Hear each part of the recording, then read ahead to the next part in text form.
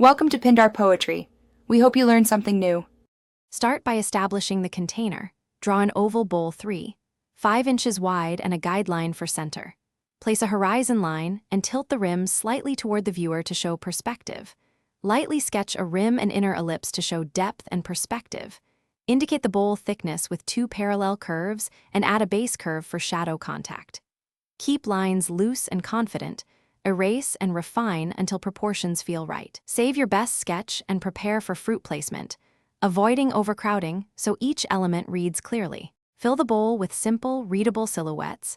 Add fruit shapes: a 1-inch cherry, half an apple 2 inches, and 3 banana slices each 0.75 inches.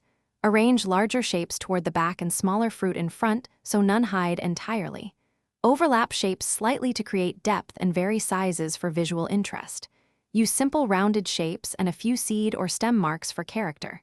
If drawing citrus, show a 1/4 slice with visible segments. Keep pencil pressure light to allow easy line cleanup later.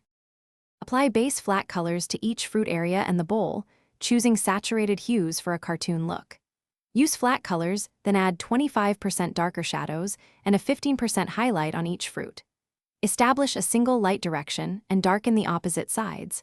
Blend shadow edges softly and keep rim highlights crisp for contrast.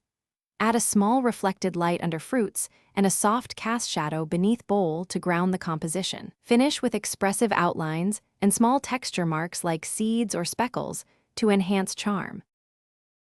Thanks for watching. Consider subscribing if we helped you.